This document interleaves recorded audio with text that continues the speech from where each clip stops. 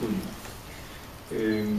Muchas veces uno se sorprende de que estemos presentando el resultado de una forma muy divulgativa, muy bien presentado, de investigaciones arqueológicas, trabajo de campo, que hace una institución política administrativa. O sea, al fin y al cabo no es una institución académica, y es sorprendente, ¿no? Estamos tan acostumbrados a que el Cabildo de Gran Canaria, supuestamente, y en este caso ahora efectivamente, impulse las investigaciones arqueológicas, que no nos sorprende. Esto seguramente en otros contextos sociales y culturales sorprendería que una institución político-administrativa esté haciendo lo que está haciendo. Y nosotros, lógicamente, estamos muy agradecidos a Javi Velasco de la Unidad de Patrimonio, y hoy va a estar también Llurena Naranjo Mayor con nosotros, que tiene un problema de afonía, y su directora de tesis, la profesora Amelia Rodríguez, profesora titular de Prehistoria, va a ser la voz de Llurena Naranjo hoy, aunque como es directora de tesis no solamente la voz, es algo más, también hay conocimientos teóricos y prácticos que van a respaldar a Llurena Naranjo, que es licenciada en Historia por la Universidad de Las Palmas de Gran Canaria en 2009, cuenta con un máster interuniversitario en Arqueología por la Universidad de La Laguna y la Universidad de Las Palmas de Gran Canaria, finalizado en 2013. Actualmente está realizando su tesis doctoral con la profesora Amelia Rodríguez sobre los materiales de envolturación en la isla de Gran Canaria en su etapa pre-europea, gracias a la obtención de una beca de formación de personal investigador del Ministerio de Economía y Competitividad. Con esta tesis está procediendo a un análisis integral de los materiales de envolturación de Gran Canaria, y los objetivos fundamentales son la identificación de las materias primas, el análisis tipométrico y morfotécnico, así como el análisis traceológico. Para este último punto ha realizado una estancia en la Trent University en Ontario, Canadá, con una de las mejores traceólogas de este campo, la doctora Laure Dubril. Y ahora toma la palabra Javi Velasco para hacer un comentario, una presentación o lo que corresponda. Muy buenas noches. En primer lugar, como siempre, agradecerles que nos acompañen en esta nueva sesión de trabajo de Gran Canaria al Descubierto. Y de nuevo, claro, en nombre del Cabildo de Gran Canaria, también agradecer a la Real Sociedad Económica del Amigo del País de nuevo las ganas de colaborar y de mostrarles el trabajo que se está haciendo en arqueología.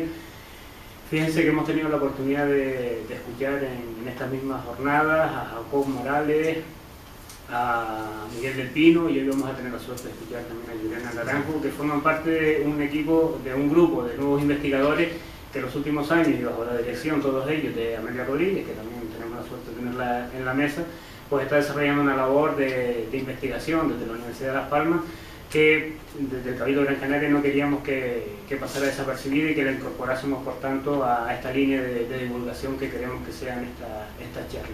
Fíjense, desde los primeros trabajos, desde los trabajos pioneros de estudio de restos humanos, uno de los aspectos que llamaba más la atención a los investigadores foráneos y locales era el intenso grado de desgaste que tenían las piezas dentales de los antiguos canarios.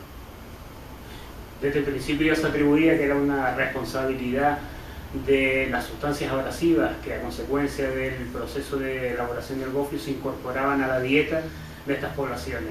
Estudios posteriores han demostrado la importancia de la dieta vegetal de estas poblaciones, pero no ha sido hasta recientemente, y resulta algo paradójico, que se ha incorporado la línea de estudio de esos elementos de envolturación, de esos molinos circulares, que constituyen uno de los elementos más significativos, más recurrentes de los registros arqueológicos de Gran Canaria.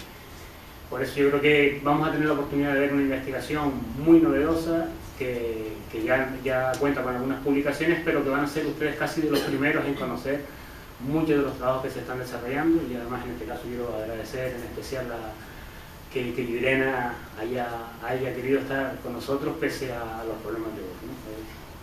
Seguro que lo vamos a pasar muy bien. Gracias. Pues nada, muchísimas gracias, y ahora ya ustedes tienen la palabra para empezar a hacer la charla. Para que certifiquen. Tú vas y vas pasando. ¿Me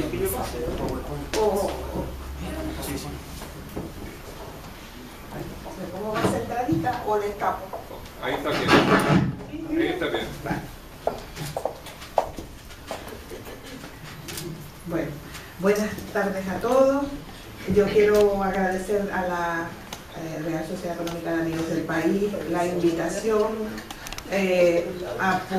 para poder mostrar los trabajos que estamos realizando en nuestro equipo de investigación, en el grupo de investigación Tarja de la Universidad de Las Palmas de Gran Canaria y por supuesto al Cabildo en la institución de patrimonio, desde la Dirección General de Patrimonio, pues el que haya propiciado, ¿no?, que esta invitación.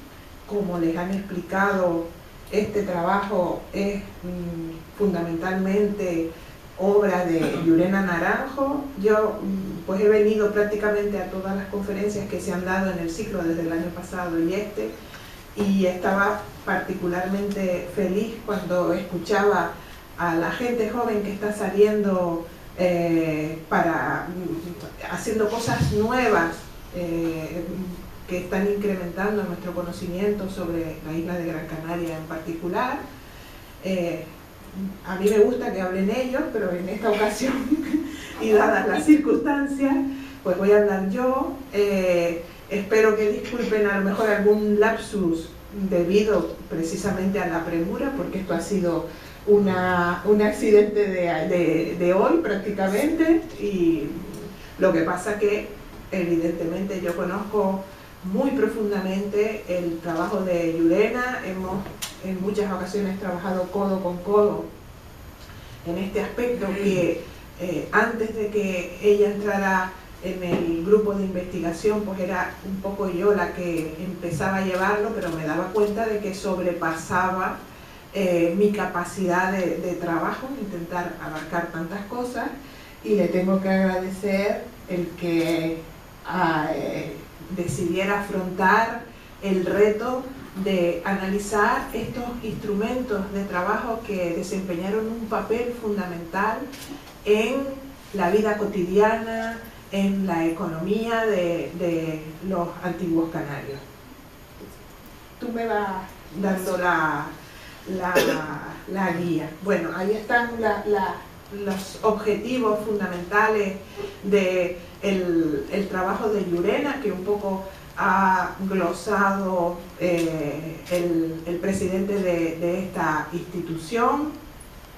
Nosotros desde la investigación, desde el estudio de cualquier material elaborado por el ser humano, pues nos interesamos por una serie de cuestiones, pues cómo se obtienen las cosas, cómo se modifican para convertirlas en instrumentos de trabajo, cómo se usan, y ya veremos también qué otras consecuencias de tipo económico, social, cultural pueden traer pues esos procesos de trabajo que constituyen, digamos, una parte muy importante de la vida cotidiana de cualquier sociedad.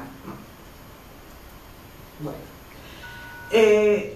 Los materiales de molturación, es decir, los molinos, la molinería, tuvo un papel primordial en la vida de los antiguos canarios, porque nosotros sabemos, gracias sobre todo de una manera precursora a los estudios bioantropológicos que determinaron que la dieta de los canarios estaba constituida de una manera esencial por alimentos de origen vegetal y fundamentalmente cerealístico, por una parte. Luego también, cuando Jacob Morales empezó a trabajar, pues encontró, digamos, esos cereales, los supo identificar en los yacimientos arqueológicos, y esos cereales necesitaban de unos procesos de modificación para hacerlos más digestos, entre comillas. Y ustedes saben que además en Canarias en general hay una manera muy particular de procesar los cereales, que es hacer el gofio, que a la gente de fuera le puede parecer diferente a cómo conciben ellos la manera de comer los cereales, que en muchos sitios es fundamentalmente bajo la forma de pan, ¿no?, de tortas, de eso, y aquí pues es con el gofio, que se mezcla con toda clase de líquidos dulces y salados o con agua cuando no hay otra cosa, y que constituyó el alimento fundamental de los canarios y también hasta épocas recientes de la población canaria.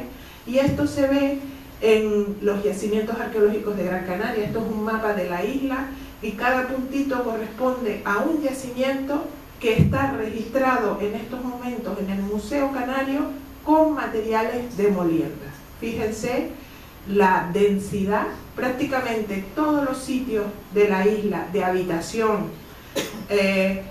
muchos de los graneros colectivos y otros sitios que no se sabe exactamente para qué servían, tienen estos elementos de molturación que hasta a que Llurena se atrevió, pues nadie había estudiado, ¿no? Entonces el objetivo del trabajo es dedicarle pues esa investigación a estos trabajos. Xavier Velasco hizo alusión a esa incidencia que tuvieron los desgastes de tipo alimentario en la dentición de los canarios, unos desgastes tan acusados que en muchas ocasiones desgastaron completamente la destina, las coronas de los dientes, como pueden ver en la imagen, y dejaron expuesta la parte pulpar de los dientes, y que los antropólogos decían, pero ¿cómo es posible que existiera este grado de desgaste? Ellos mismos propusieron que a lo mejor el uso de los molinos, el desgaste de los molinos iba añadiendo de manera paulatina pues piedrecillas, materiales abrasivos al propio alimento, y ahora verán por qué en el caso de Gran Canaria es tan espectacular esta situación en comparación con otras sociedades coetáneas o más antiguas o más modernas que también han basado su alimentación en los cereales, pero que tenían otras maneras de procesarlo diferentes. Bueno, pero vamos a empezar un poco por el principio, y el principio es que nuestro trabajo, independientemente de la constatación de que prácticamente en todos los yacimientos arqueológicos había molinos de mano, es que hemos tenido la suerte de localizar en Gran Canaria un tipo de yacimiento muy particular que no existe en ninguna de las otras islas y que se localiza en algunos lugares del Mediterráneo muy específicos, y que son las canteras de molinos de mano, es decir, los lugares donde se extraía la materia prima para fabricar los molinos de mano circulares. En este mapa que tienen aquí están localizadas todas las canteras que tenemos identificadas hasta el momento. Seguramente hubo otras más, algunas puede que todavía las encontremos, que en el curso de nuevas prospecciones, o sobre todo gracias a la información de gente que colabora con nosotros, pues las vamos localizando, y otras se habrán perdido porque en muchos casos, si la piedra era buena para moler, pues siguió siendo buena para moler en época histórica o para construir, y muchas de las canteras habrán desaparecido porque siguieron siendo explotadas a posteriori y las huellas de la intervención aborigen han quedado borradas. Quiero destacarles que prácticamente todas las canteras que hemos identificado son canteras hechas sobre toba volcánica. Saben que la toba, ya lo veremos ahora, es la ceniza compactada, el lapilli. Hasta el año pasado no teníamos localizada ninguna otra que no fuera de toba, pero justo el año pasado, y gracias a la información de colaboradores, localizamos dos canteras de molino de toba, de basalto vesicular en la zona de Arucas, que son las que están marcadas en el circulito, en el barranco de la Cebolla y en el barranco de los Cardones, y que para nosotros ha sido una revelación, ahora les explicaré por qué. Bueno, aquí ven las dos materias primas que constituyen la base para fabricar los molinos de mano, la toba y el basalto. Como les digo, la toba por ahora es la que aparentemente sirvió en mayor proporción para hacer molinos de mano, y es eso, ceniza compactada. ¿Eso qué tiene de ventaja? Pues que en una sociedad que no poseía metales para trabajar la piedra, la toba es más blandita y por lo tanto se puede trabajar mejor con piedra. ¿Qué desventaja tiene? Pues que al ser más blandita se desgasta mucho más rápidamente y un molino tiene, vamos a decir, una vida activa menos prolongada en el tiempo. Eso puede explicar que sea blandita y que se desgaste tan pronto, esa intensa abrasión de los dientes de los canarios, porque se van desgastando constantemente. Por el contrario, el basalto es una roca más dura, más tenaz. Además, aquí en Canarias, el basalto que se utiliza para hacer los molinos es el basalto vacuolar o vesicular, que tiene de manera natural esos agujeritos y que son fantásticos para el trabajo de molienda, porque los granos se quedan atrapados en esos agujeros y digamos que la mordiente de la pieza es mucho mejor. ¿Qué inconveniente tiene? Que es mucho más duro y por lo tanto es más difícil de trabajar con instrumentos de piedra, que es lo que tenían los canarios. Bueno, como les decía, nosotros detectamos primeramente las canteras de molinos de toba. Se trata de unos yacimientos arqueológicos excepcionales, como les digo, en la arqueología de Canarias, solo están documentados en esta isla, y algunos de ellos pues conservan paredes, cantiles llenos de improntas circulares, como las que pueden ver ustedes ahí, que no son otra cosa sino la cicatriz de la extracción de cada una de esas muelas de molino. Las imágenes que ven proceden de la calera de una cantera que es la mayor de todas las que hemos localizado hasta ahora en Gran Canaria, que está en el barranco de Agaete, y que además es prácticamente toda una ladera del barranco está constituida de esa toba, y hay como dos niveles, cada uno de los cuales con muchísimas improntas, y además tiene una característica: una parte de la calera continuó siendo explotada en época histórica y de ella se sacaron sillares, por ejemplo, para construir la propia iglesia de Agaete. Entonces nosotros podemos distinguir claramente la cantera prehispánica, que es mucho más irregular, con sus improntas de molinos circulares, de la cantera histórica, donde lo que hay son grandes negativos cúbicos de la extracción de una manera mucho más industrial de esos cantos con los que se hacían los sillares para la construcción. Y aquí tenemos, por el contrario, esas primeras canteras de basalto vesicular que hemos encontrado. Esta concretamente es la del barranco de los Cardones. Es una foto del invierno del año pasado donde corrió el barranco, donde pueden ver ustedes que el agua cubre parte de las improntas y que, como les digo, para nosotros fue una sorpresa su hallazgo, porque en los trabajos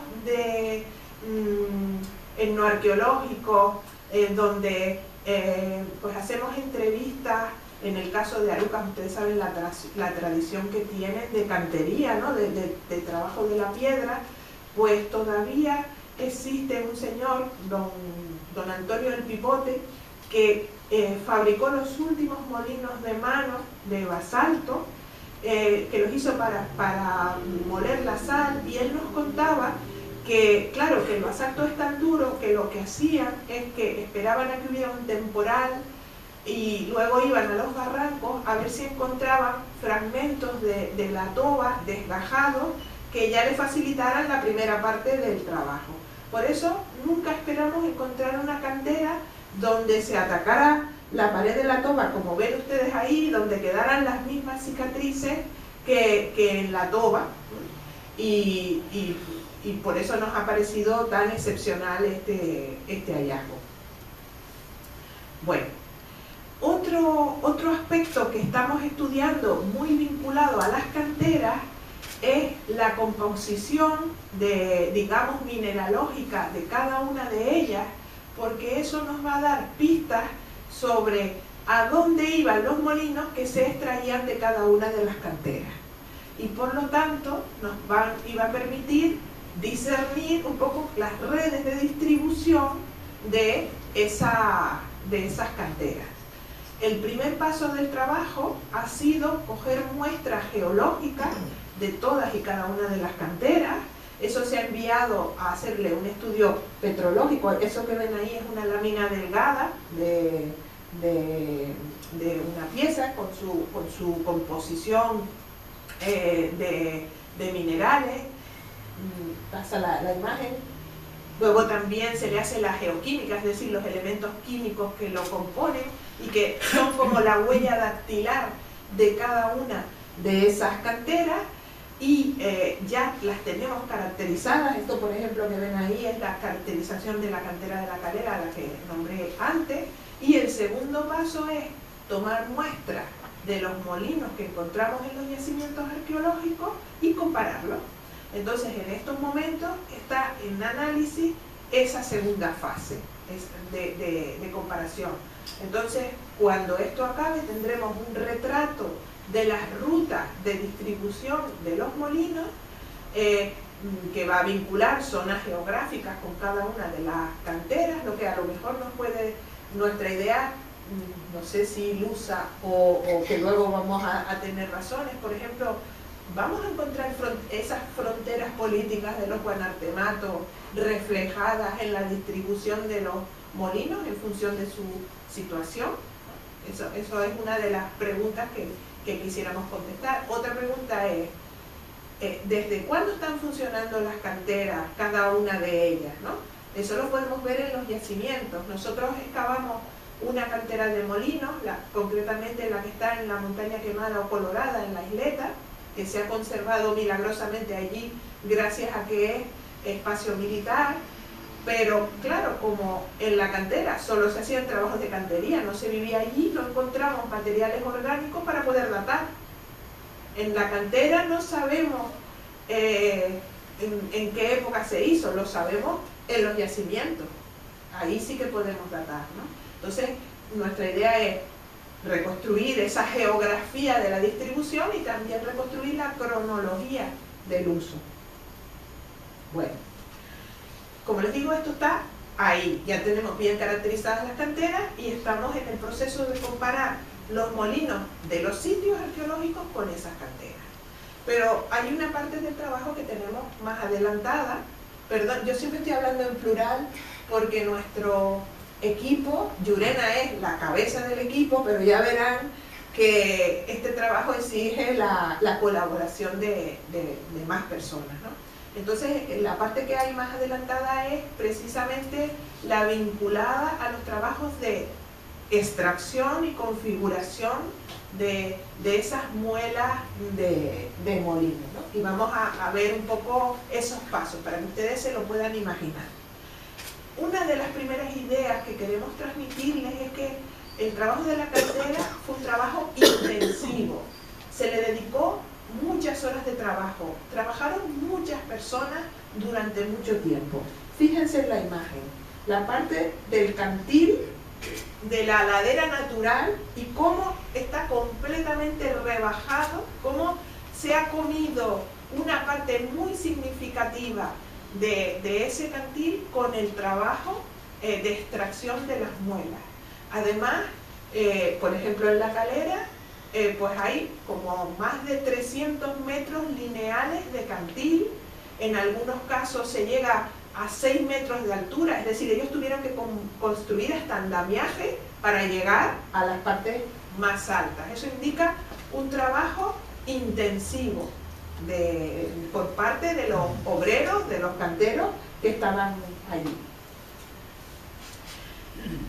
En nuestro trabajo, la observación detallada de los negativos de las improntas que han quedado en las canteras, pero también de los residuos, de aquellas muelas que se les rompieron durante el trabajo, ¿no? De sus fallos tecnológicos, de los cachos de los instrumentos de piedra que usaron para extraerlos, que evidentemente se les rompían porque era piedra contra piedra, ¿no? Todo eso es lo que nos ha permitido reconstruir esos procesos de trabajo. Fíjense, aquí tienen en la imagen una fotografía y unos dibujos de los picos de los canteros. Esos picos nos están indicando también un trabajo especializado. Elaborar un pico de esas características necesita mucho saber hacer, como dirían los franceses, mucho savoir-faire, mucha experiencia tallando.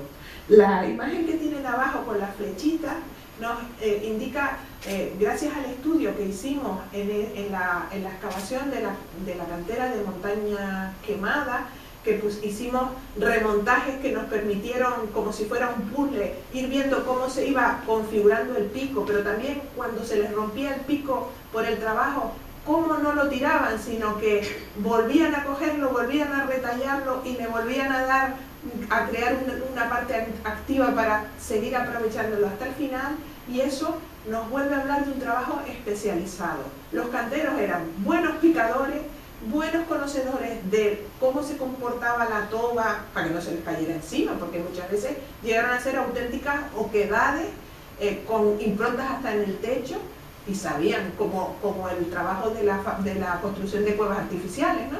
Pero es que también sabían fabricar sus instrumentos de trabajo y repararlos sobre la marcha. Entonces vamos a ver qué fase de configuración tenían en la cantera. La primera consistía en regularizar la superficie de la cual iban a extraer la muela. Ustedes imagínense que al quitar una muela se quedaba un negativo, eso había que volver a regularizarlo para poder seguir sacando muelas. Fíjense en esa imagen todas esas ondas que son del picado, de lo continuo, ¿no?, de las partes activas de los picos, y lo bien que se conservan en la actualidad, ¿no? Hay otras canteras menos conservadas, por ejemplo la de Montaña Quemada está expuesta al alicio y al mar y estaba muy colonizada por líquenes, eso, pero esta está en un estado de conservación excepcional. Luego se tenía que configurar, ¿no?, el círculo, y se iba haciendo un picado que iba profundizando de manera paulatina en la toba, destacando la preforma del molino. Fíjense cómo quedan marcadas las huellas del trabajo de los picos, lo sistemático que es. Aquí en esta parte se ve marcada en azulito, ¿no?, esos negativos que indican un trabajo sistemático, como que dice, acertaban.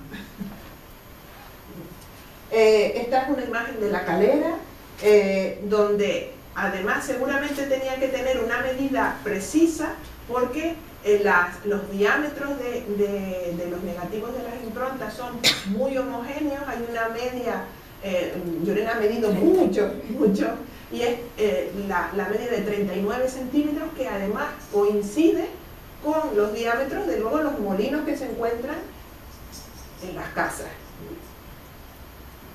Bueno, ese surco se va profundizando de manera paulatina con los picos. Al principio el pico tiene que incidir en un ángulo de 90 grados, pero a medida que se profundiza, pues se tiene que ir inclinando, ¿no?, para ir también como haciendo una especie de afornilando el negativo para que sea más fácil su extracción. Y luego viene el momento más crítico, que es el de la extirpación de la preforma.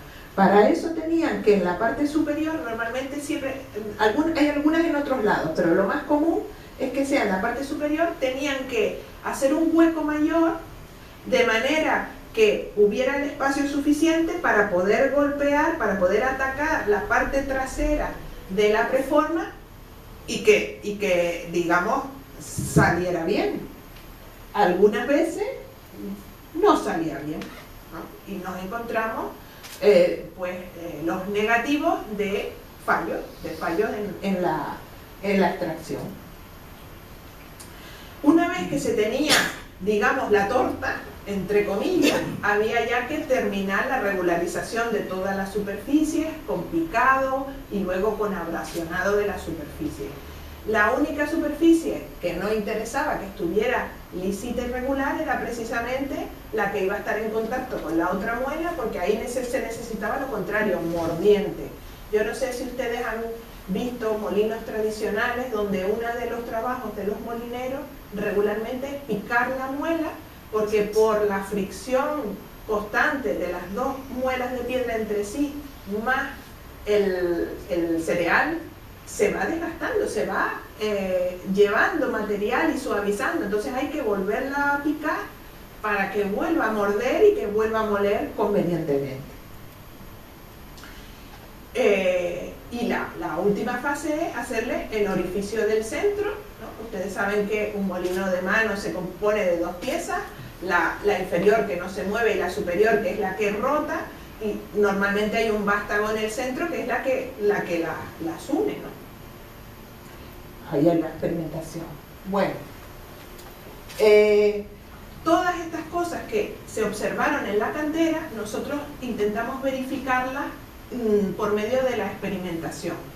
Para ello, y después de obtener el pertinente permiso de la Unidad de Patrimonio del Cabildo, trabajamos en una cantera histórica ya hoy fuera de uso, pero que está muy cerca de una prehistórica, de manera que estábamos seguros que íbamos a trabajar con la toba con las mismas cualidades que la que tenían los canarios. Y iniciamos un programa experimental donde la primera fase evidentemente fue fabricar los instrumentos de piedra con los que extraer eso. En esta ocasión nos ayudó Jesús Tapia, que es el chico que ven ahí, que es un tallador excelente, compañero de la Sociedad Aranzadi del País Vasco, y que porque necesitábamos un chicarrón del norte para poder tallar esos basaltos tan duros. Fíjense, en la izquierda tenemos una imagen de uno de los picos de la cantera de Montaña Quemada, y en la de la derecha es uno de nuestros picos experimentales. O sea, intentamos reproducir de la manera más fidedigna posible la morfología de esos picos. Y ahora un pequeño vídeo para que vean el proceso de talla. ¿No se ve? A ver.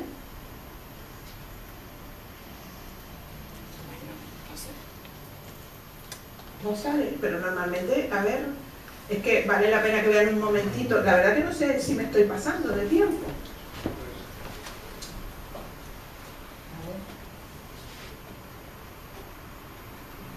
Ustedes háganme una seña cuando me pase.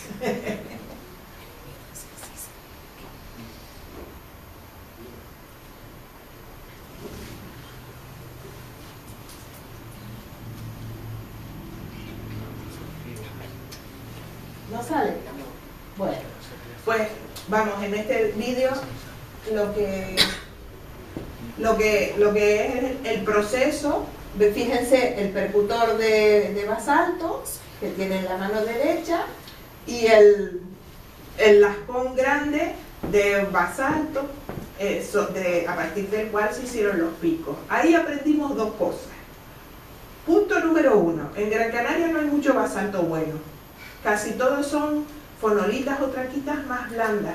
Los canarios lo sabían, en las canteras lo que encontramos es basalto, lo que a nosotros nos costó encontrar el sitio adecuado. Y eso también se aplica al percutor, al canto rodado, tiene que ser de basalto. Si cogíamos un canto de fonolita o de traquita, yo digo cogíamos, y era Jesús también que lo hacía, porque yo le hubiera hecho caricias al pico ese, ¿no? Pues también se rompe el percutor, ¿no? Eso implica, pues eso, que ellos sabían seleccionar las rocas más tenaces, más resistentes para hacer ese trabajo, ¿no? Y realmente pues fue un trabajo de prospección del territorio buscando los basaltos, y luego su propio trabajo de talla que duró pues 2 días completos, intensivos, para fabricar un kit de de pico suficiente, porque no sabíamos lo que nos iban a durar. Luego ya nos fuimos a la cantera y aquí tienen distintos momentos del trabajo. Primero con una cuerda marcamos la circunferencia, hicimos un piqueteado suavito, eso, y luego ya un trabajo sistemático con los picos. Aquí hubo todo un grupo de colaboradores desinteresados que se iban turnando. Hicimos 2 improntas de molino, estuvimos un día entero, dale que te pego. Ahí lo que más nos costó, y ahí yo no intervine, fue una vez que estaba ya bien despejada la preforma, el darle golpes para que aquello saliera. Tuvimos percance, pero nos quedamos tranquilos porque a los canarios también les pasaba. Encima que fuimos a dar con una fisura en la toba y se nos partió la muela justo por ahí, por la fisura. Pero fue un trabajo muy ilustrativo de ver cómo respondía la toba, cómo respondían los picos. Encontramos que en los picos sucedían los mismos accidentes que se habían localizado en las canteras, que en los picos se creaban los mismos desgastes que encontrábamos, y eso pues nos indica que estábamos en el camino correcto. Fíjense que el trabajo se hace con la mano, no son picos armados con mangos ni nada, es un trabajo hecho con la mano y con piezas grandes. Además, cuanto más grande fuera la pieza, mejor, porque la propia masa del pico ayudaba a trabajar más rápido ahí. Aquí entre el público hay algunos de esos talladores esforzados a los que quiero agradecer públicamente el trabajo. Es otro vídeo donde ustedes hubieran visto el trabajo. Y el año pasado también tuvimos otra sorpresa agradable, y es que en el propio barranco de los Cardones, la empresa Arqueocanarias estaba realizando unos trabajos arqueológicos con motivo de la carretera que se está haciendo allí, y en una de las cuevas apareció un taller de molinos. Además, el taller de molinos de basalto, apareció antes de que encontráramos las canteras.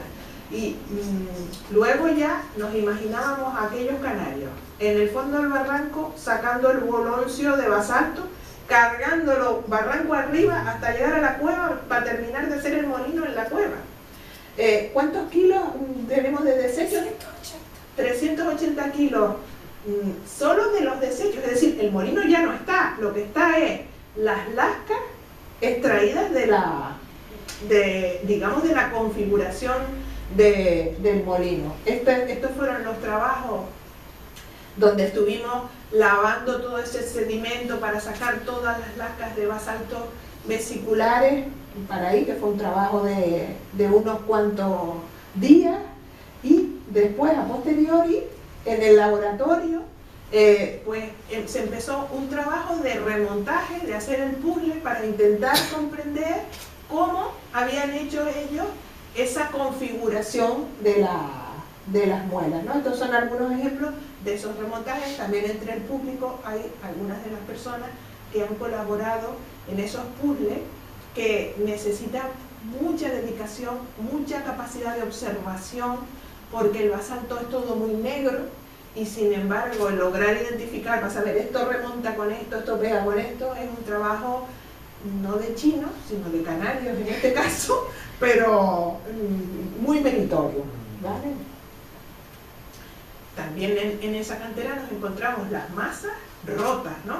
Que nos están indicando el esfuerzo importante que se hacía, la fuerza que se necesitaba para ello.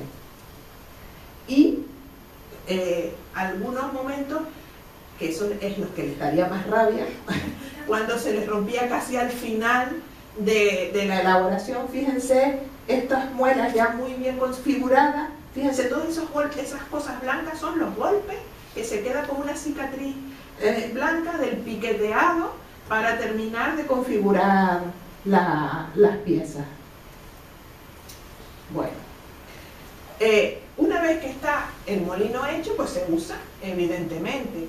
Una parte del trabajo de Llurena es el determinar por las huellas de uso que quedan en las caras activas de los molinos ¿Para qué sirvieron?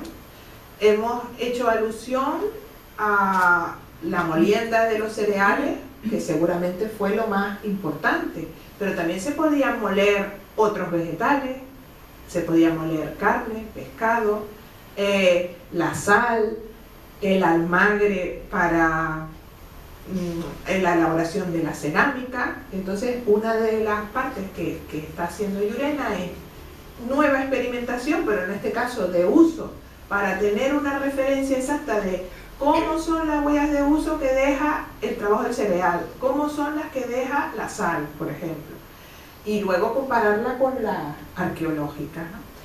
Y para eso es para lo que se fue a formar a Canadá, como se dijo, pero exige un trabajo de mucha paciencia, de observación al microscopio, de las huellas. Esas fotos que ven ustedes ahí arriba son imágenes microscópicas de algunos de esos molinos.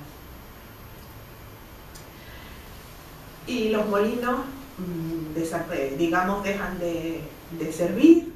Ella se ha encontrado algunos tan finitos que ya se partían, ¿no?, del desgaste. En otros casos se rompen durante la labor de molienda, y todavía algunos tienen vida, por ejemplo, para ser utilizados como elementos de construcción. Esto que ven aquí no son prehispánicos, son molinos históricos que están aprovechados en un muro, pero también hay casas prehispánicas donde aparecen incrustados esos materiales de molturación que sirven por última vez para erigir una casa, ¿no? Bueno, este trabajo, como ven, tiene una parte más o menos terminada, dos que están en fase de realización, lo de las materias primas y también el uso, pues que está trabajando en ello. Yo les digo que es lo que más tiempo lleva, pero ya podemos decir unas cuantas cosas. Que la parte, digamos, de elaboración de los molinos era un trabajo especializado, que los canteros tenían que tener conocimientos de talla superiores. Los picos son el útil lítico más sofisticado que hay en Canarias, no en Gran Canaria, en Canarias, ¿no? Precisamente por lo que les decía antes, porque desde que los conciben tiene que ser bueno para trabajar, pero también estar preparado para poderlo reacondicionar, poder reavivar sus partes activas y amortizarlo lo más posible, ¿no? Eso es un elemento fundamental, es un trabajo de gente especializada. Y luego, por supuesto, ya sabíamos que los molinos en sí tienen un protagonismo esencial en la vida doméstica de estas poblaciones, y ahora vamos a intentar determinar, sobre todo Llurena, pues qué parte, ¿no?, cómo podemos medir la incidencia de los distintos trabajos de molturación en la vida cotidiana de las personas. Luego hay otra gente del equipo que va a estudiar, o que está estudiando, pues hasta las lesiones que producen los trabajos de molturación, en el caso del molino de mano vinculados al brazo, pero también saben ustedes que hay otros elementos de molienda como los morteros, como los molinos de vaivén, ¿no?, que crean distintos tipos de lesiones. Digamos que este trabajo se integra en un objetivo mucho mayor, que es conocer cómo fueron las relaciones sociales de producción de los antiguos canarios, con una perspectiva diacrónica, aunque por las evidencias que tenemos, los molinos, la forma de hacer los molinos fue un conocimiento que trajeron con ellos, y tenían ya la forma precisa y perfecta, de manera que no se observa, digamos, una evolución en su morfología, sino que desde el principio hasta el final se conserva, porque habían llegado ya a la mejor manera de extraerlo, de fabricarlo y de utilizarlo. ¿Se me queda algo en el tintero, Lorena? ¿No? Pues nada, quedamos a su disposición para las preguntas que nos quieran hacer.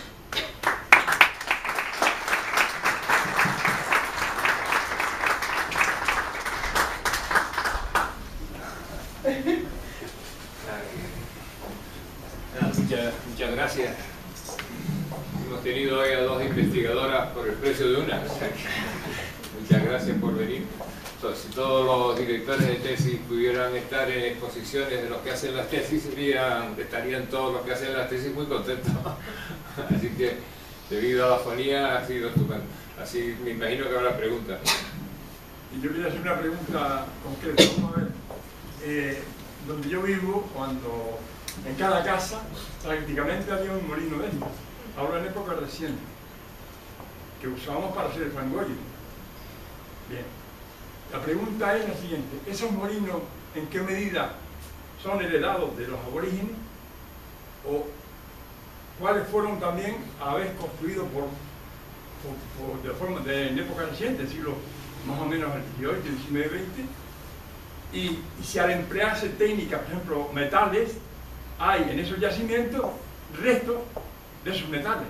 No sé si mi pregunta ha quedado clara. A ver, está claro que el molino de mano circular, en el caso de Canarias, es una herencia de época prehispánica, aunque ustedes saben que se ha usado en otros sitios.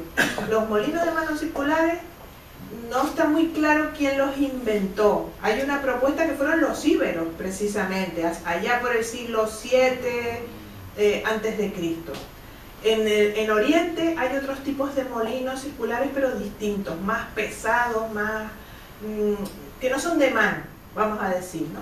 Y que cuando llegaron los romanos a la península ibérica, vieron las prestaciones que tenían, los incorporaron a sus ejércitos y ellos fueron los que los expandieron por todo el Mediterráneo.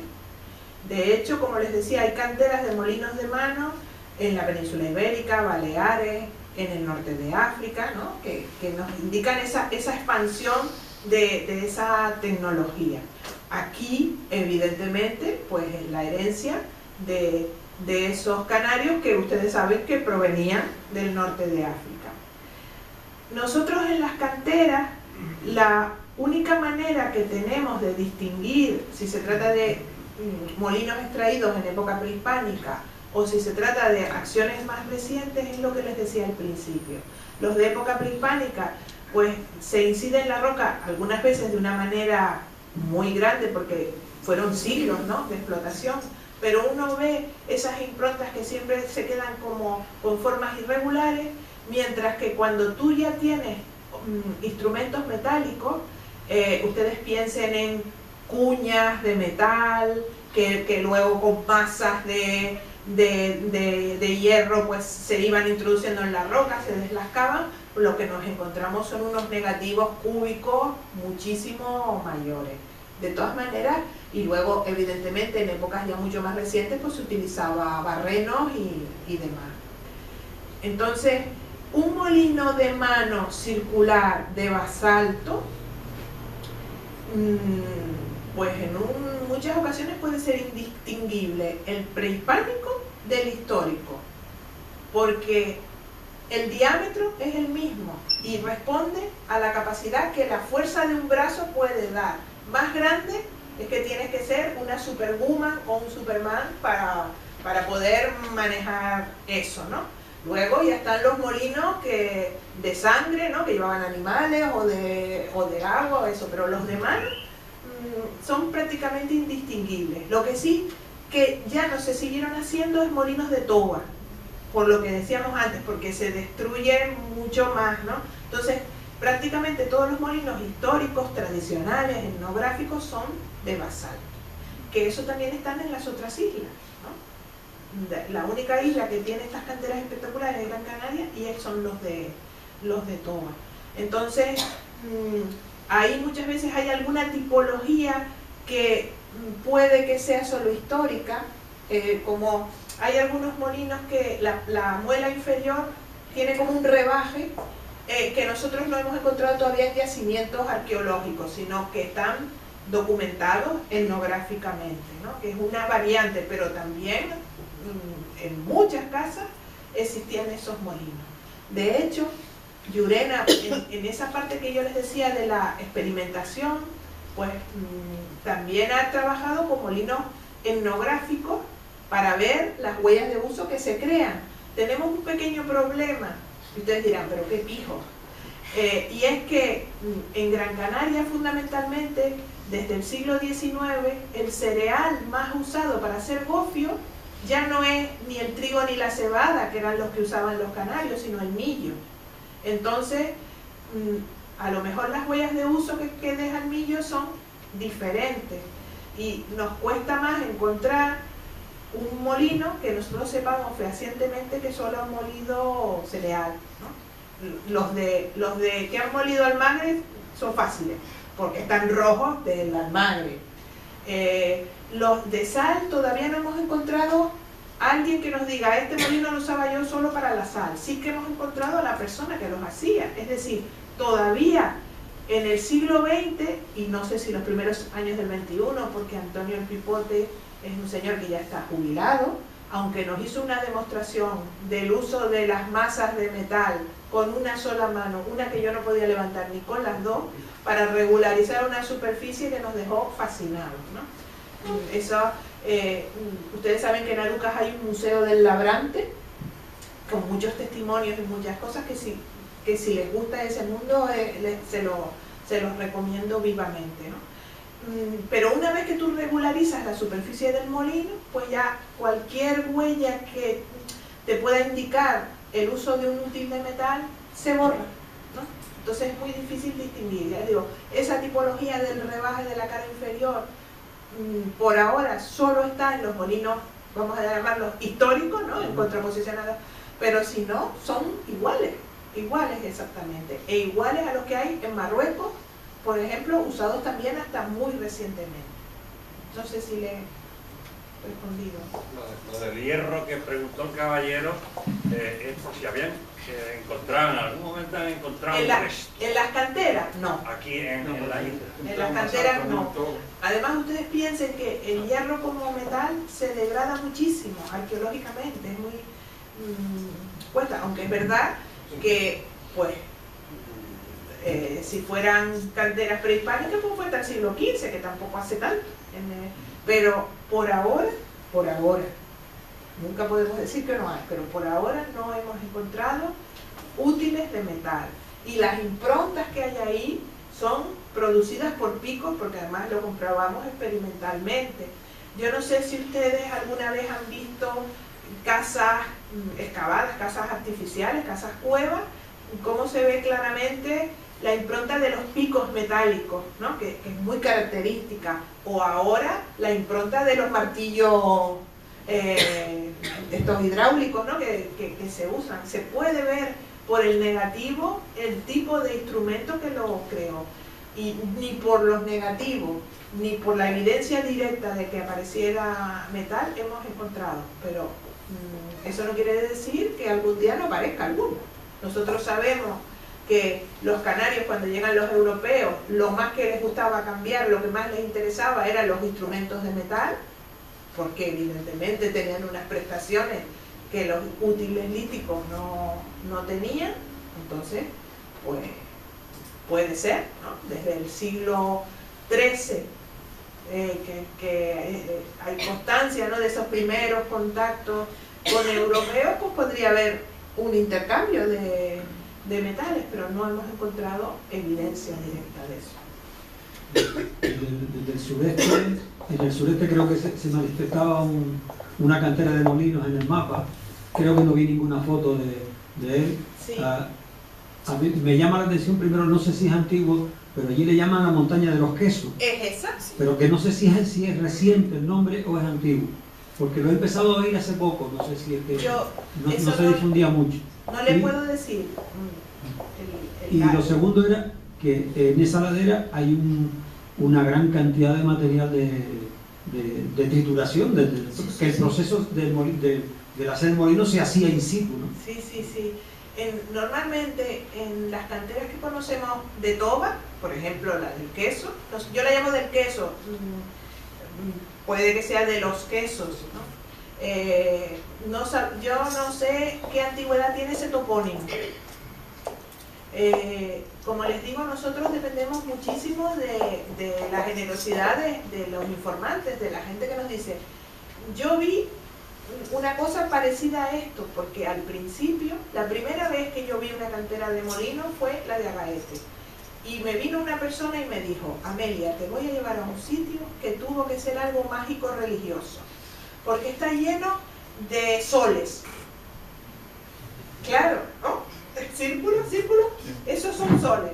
Y cuando yo llegué allí me quedé erizada, porque digo, mira, esto no es nada mágico religioso, esto es una maravilla, esto es una cantera de molino, mira las muelas rotas, mira los picos, estos son las improntas, pero claro, nunca se había descrito nada así, no teníamos por qué saberlo, ¿no? En ese yacimiento, sabes que muy cerca hay unas cuevas que fueron habitadas por unos pastores hasta los años 50, y nosotros llevamos hace unos años, no a la cantera de molino porque no la conocíamos, sino que fuimos a las cuevas y cuando bajamos nos llamó la impresión eso, y ellos no le dieron importancia, ni sabían qué era, sí. Porque el camino baja por ahí, Sí, hay un sí, camino que ellos lo tenían preparado para bajar por la cañada, y para ellos aquello esa zona no lo conocían. es espectacular como paisaje, porque además luego vas al lomo de enfrente y está ya la caldera de Tirajana, ¿no? Y hay muchos, o sea, hay yacimientos arqueológicos de distinta naturaleza importantes, ¿no? Y además es por ahora la cantera más al sur que hemos encontrado, lo cual no quiere decir que no haya otra. Y a mí estas conferencias sirven para decir, si alguien ha visto, nosotros agradecemos, porque ya les digo, la de Aruca fue el año pasado. Es decir, estamos en constante descubrimiento. 500 metros de ahí hay unas excavaciones lineares, unas paralelas, otras, que yo no sé si tienen que ver con extracción de piedra también, muy cerca de los quesos, y a mí me recuerda a las queseras de Sonsal, no tan espectaculares, pero sí con medio metro de ancho y medio metro de profundidad, y algunas con más de 10 metros de largo, y todas coinciden en un frente de toba horizontal. Hoy están, afortunadamente están soterradas con el material de los higos, con el carboncillo viviendo encima y tal, pero... Yo eso no lo he visto. Yo me imagino, Javi, que lo conoces, ¿no? Y es muy parecido a lo que está apareciendo mucho en Lanzarote, sobre todo que se ha publicado alguna cosa reciente. En Santa Lucía. La del Cardón para arriba. Perdona, que estaba primero... Hombre, nada, me felicitar a la señorita por atreverse a meterse con cosas técnicas y geológicas, que es más complicado. Efectivamente, ella está dando una descripción geográfica y es preciosa porque nadie conoce eso. A ver. Bueno, ¿también? ¿Yo? No, Perdón. uno de los dos, el que quiera. Felicitarle por su intervención. Ahí me lleva, yo siempre me intento poner como si fuera una película, ¿no? Entonces está el cantero tallando la pieza, ¿no? Yo digo, bueno, ¿y cómo me llamó la atención el tema del taller, los talleres de molino, ¿no? Una vez que cogen la pieza, vale, lo llevan a un taller, pero no, parece ser que no en todos los lugares hay talleres, ¿no? Entonces, vale, me llama la atención cómo cogen la pieza y después del transporte, ¿no? Eso tiene que pesar bastante y cómo lo hace, ¿se lo ponen al hombro o qué para transportarlo, ¿no? Y después otra cosa que me llama la atención para terminar es si el tema de las piezas dentales con el desgaste considerable, yo siempre me he preguntado, bueno, y no siendo conscientes ellos de que las piezas se les desgastan por las piedrillas que puede haber en el molino, no pudieron elaborar un sistema de colador que esas piedrecitas se quedaran ahí o eran casi que no se veían, ¿no? Entonces me llama la atención una sociedad que evoluciona en ese sentido. El tema de las piezas dentarias, perderlas por un molino, la verdad es que, no sé. Juliana, ponle donde se ve la microfotografía de los dientes que es la anterior. Ahí. La verdad, yo desde aquí lo veo eso. Esto de ahí es una microfotografía de la superficie de un diente. Todas las rayitas que hay son estrías provocadas por la abrasión y son microscópicas. Es decir, eso está tomado a 200 aumentos. Eso no se puede percibir. Yo no sé si ustedes se acuerdan, porque yo ayudaba a mi madre con las lentejas, ¿no? A quitar las piedritas grandes de las lentejas. Eso lo puedes quitar. Pero luego hay un polvo que es imposible de eliminar. Y ese polvo, a nivel microscópico, es el que produce, bueno, a lo mejor Xavi me corrige, pero es el que produce el desgaste, pero es algo que no se puede evitar, aun cuando uno sea consciente de que está ahí.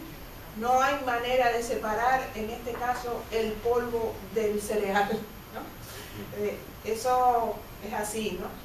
Y luego, con respecto a lo que dice de cómo lo hacían, yo también, nosotros nos preguntamos, primero porque como hemos hecho la experimentación, sabemos el trabajo que cuesta. Y sobre todo cuando apareció el taller de molinos en Arucas nos sorprendió mucho, porque hasta ese momento pensábamos que el proceso de configuración de las muelas se hacía casi todo en la propia cantera. Por ejemplo, en la cantera de la Calera nos aparecen algunas muelas de molinos que se rompieron al final, cuando estaban haciendo el orificio central. Pero por ejemplo en Montaña Quemada, ninguna de las muelas que hay rotas tiene el orificio central. Y yo me acuerdo que decíamos, pues será que se llevaban la muela a otro sitio y ahí en ese otro sitio donde hacían el orificio, o que eran tan buenísimos que no se les rompía nunca haciendo el orificio, cosa que dudo porque es una parte delicada del trabajo, ¿no? Entonces cuando apareció el taller, pues encontramos ese otro sitio en ese contexto específico, pero ya les digo que hay ejemplos donde en la propia cantera se hacía todo el proceso y en otros no. Y efectivamente, esos canarios cargando esas piedras barranco arriba, aquí también hay entre el público gente que tuvo que cargar piedra para la parte del análisis geológico que les dije antes, ¿no? Y que no hay camino. Es decir, pues es una cosa esforzada. Pero no piensen ustedes en los molinos. Los molinos, después de todo, pues serían un boloncio así, pues ¿cuánto podría pesar? ¿Qué molino más pesado tienes de muela y urena de toba? No, o de basalto. De basalto hasta 30 kilos ya hecho. Imagínense antes de terminarlo de hacer. Pero imagínense ustedes los sillares de muchas de las casas que hay. ¿Cómo transportaban eso si aquí no había animales de carga? El trabajo. Yo, me van a permitir que les haga una extrapolación a otra isla, pero fue el primer sitio donde yo lo pensé.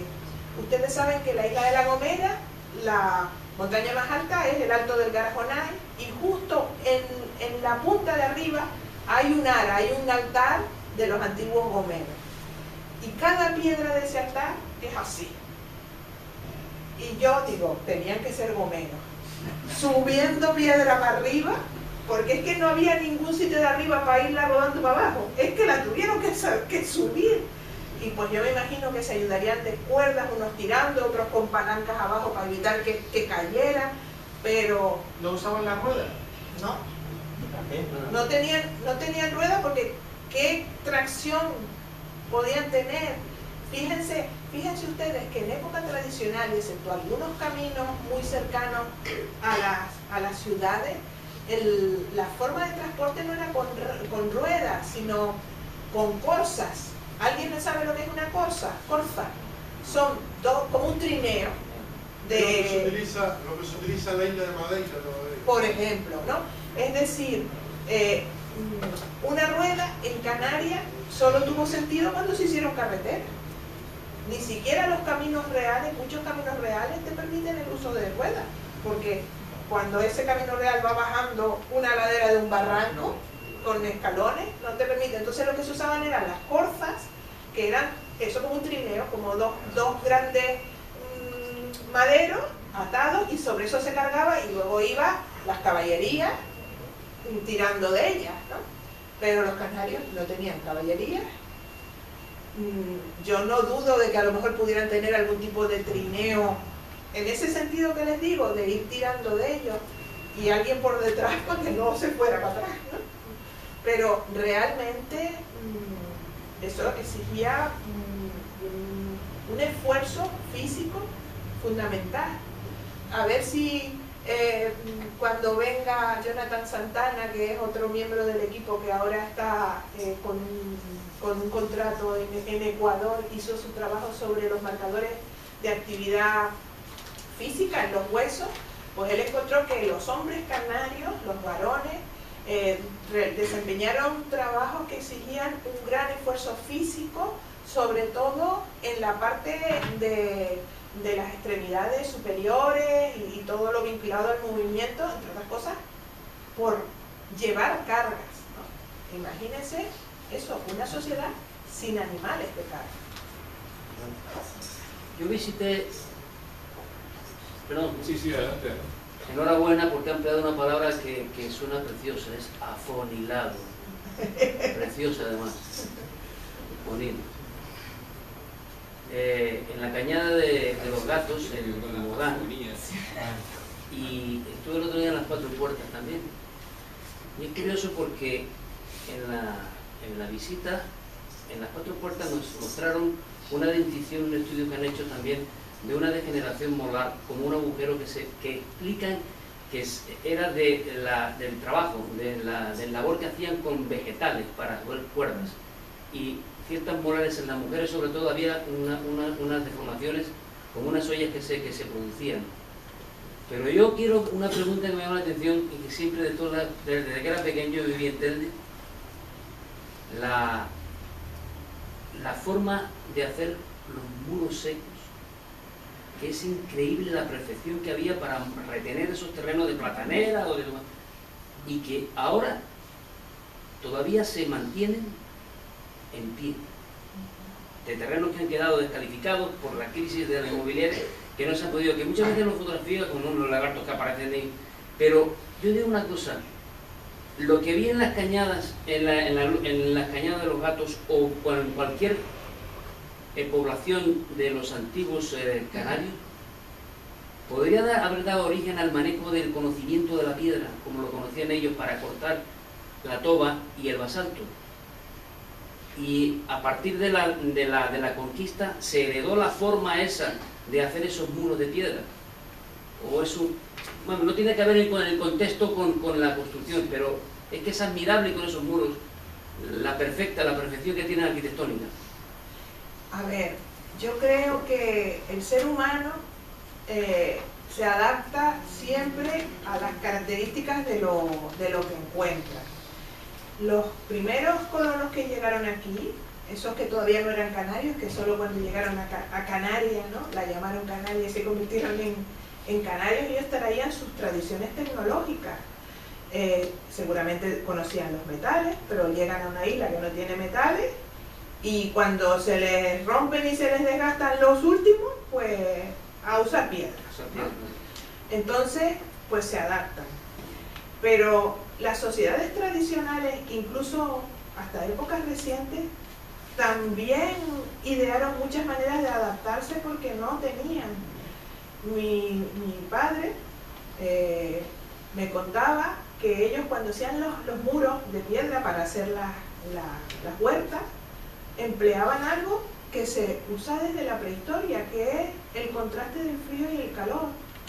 En la roca que querían rajar para sacar los bloques, le ponían leña, prendían fuego y luego le mandaban agua y aquello se rajaba, ¿no? Entonces, quiero decir que muchas veces más vale maña que fuerza.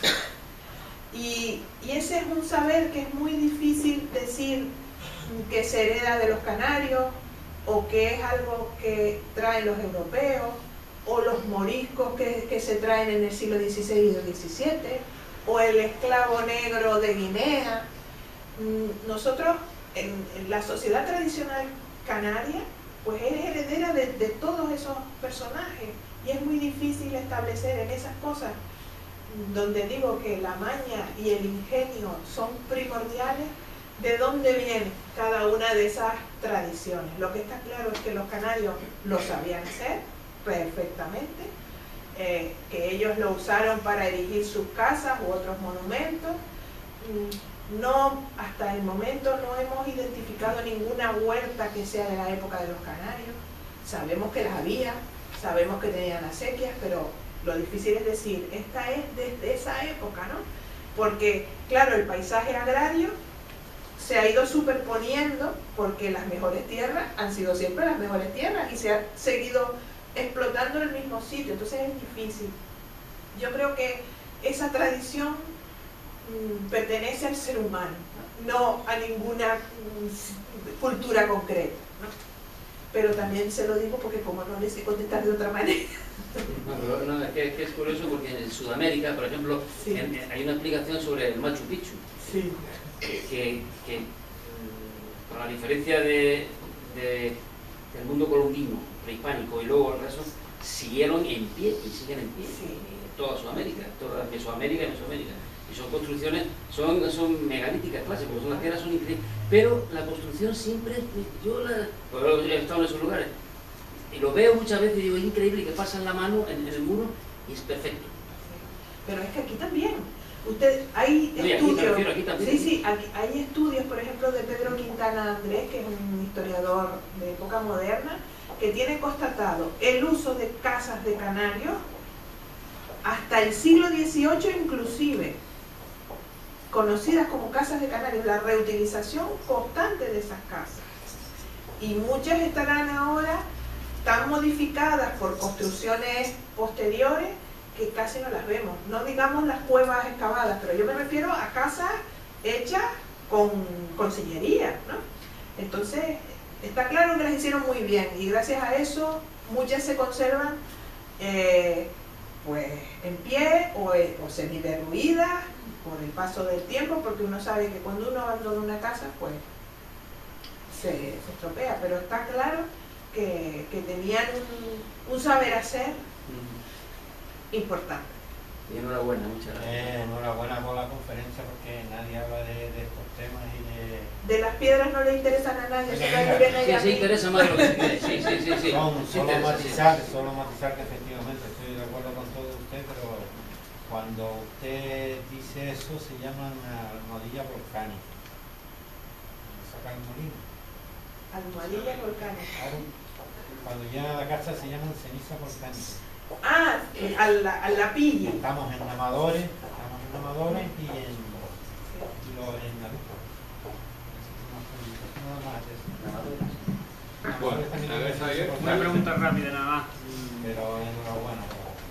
¿Pueden hacer una estimación de cuánto se tarda en elaborar un molino desde el momento en el que está trabajando la cantera hasta el momento que ya podemos decir que está listo para ser usado? ¿Se puede medir en un tiempo de trabajo, una inversión de trabajo?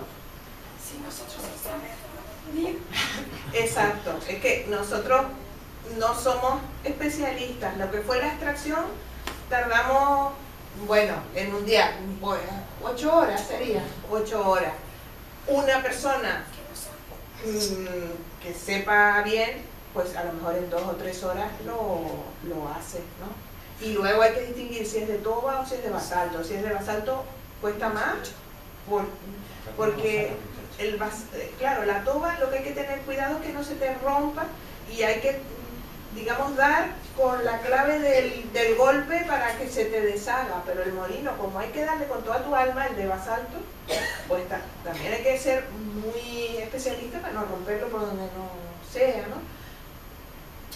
Nosotros no somos especialistas, entonces tardamos eso.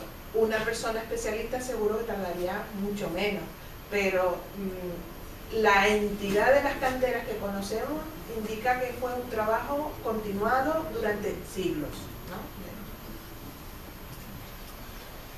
Enhorabuena por la conferencia.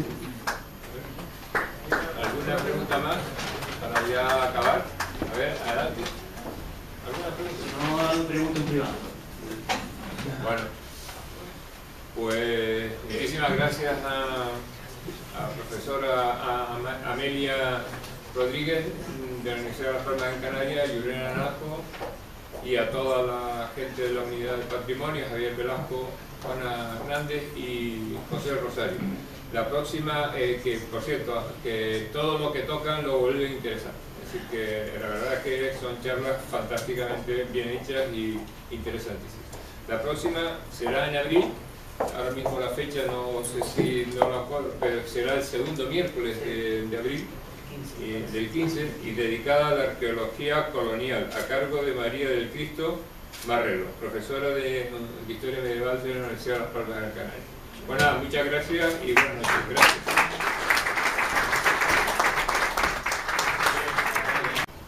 Seguro que lo vamos a pasar muy bien. Gracias.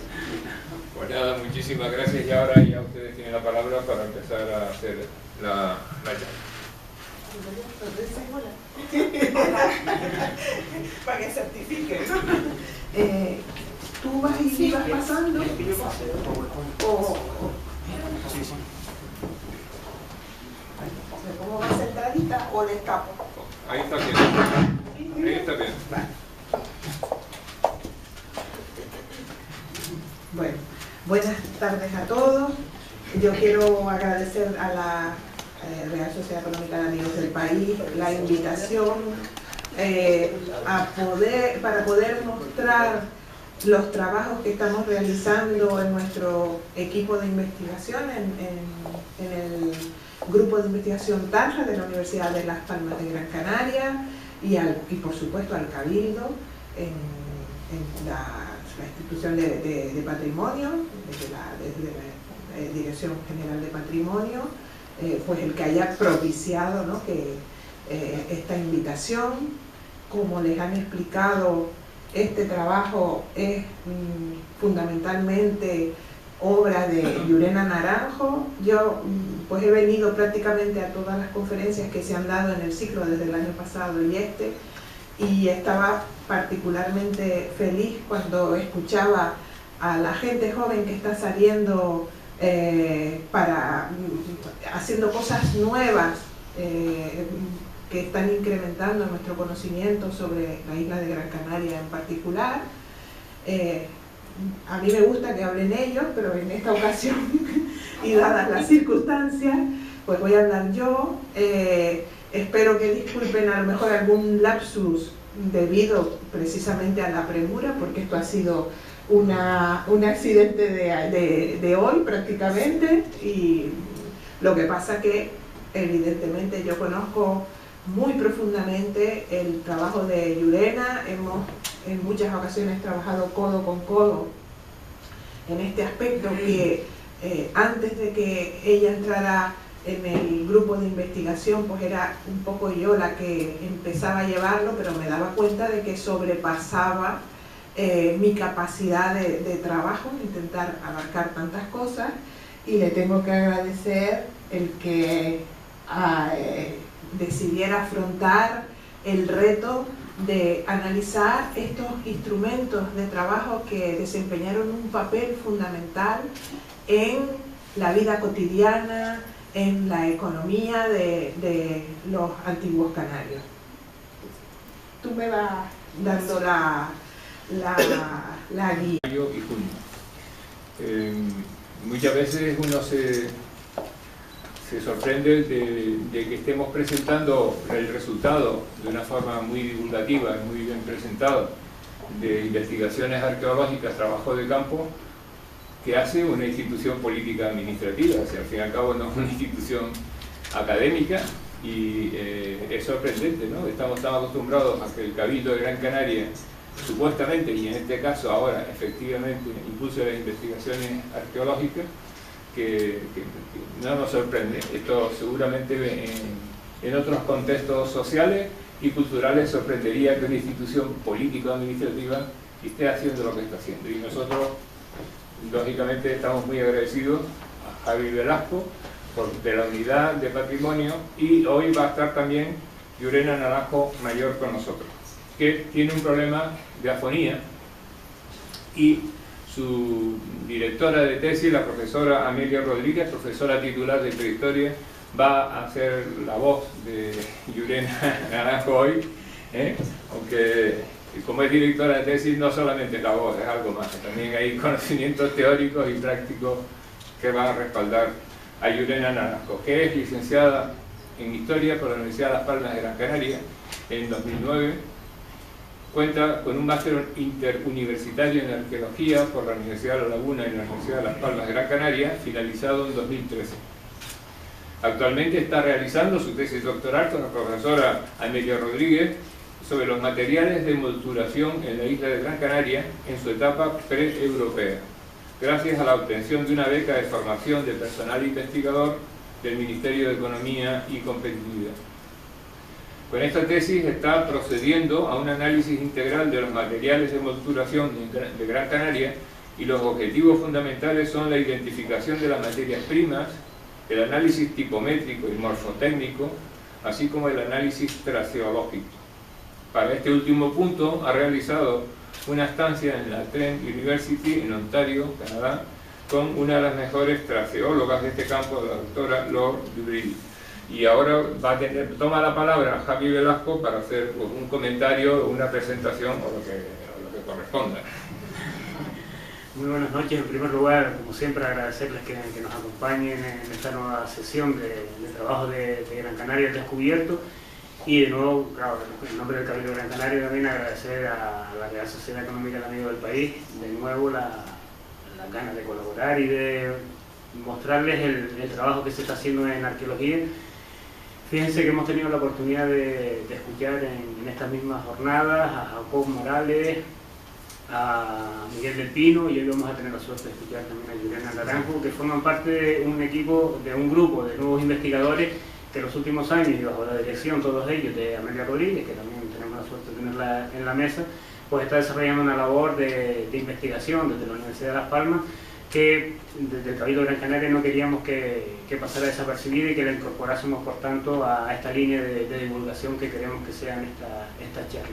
Fíjense, desde los primeros trabajos, desde los trabajos pioneros de estudio de restos humanos, uno de los aspectos que llamaba más la atención a los investigadores foráneos y locales era el intenso grado de desgaste que tenían las piezas dentales de los antiguos canarios. Desde el principio ya se atribuía que era una responsabilidad de las sustancias abrasivas que, a consecuencia del proceso de elaboración del gofio, se incorporaban a la dieta de estas poblaciones. Estudios posteriores han demostrado la importancia de la dieta vegetal de estas poblaciones, pero no ha sido hasta recientemente, y resulta algo paradójico, que se ha incorporado la línea de estudio de esos elementos de molduración, de esos molinos circulares, que constituyen uno de los elementos más significativos, más recurrentes de los registros arqueológicos de Gran Canaria.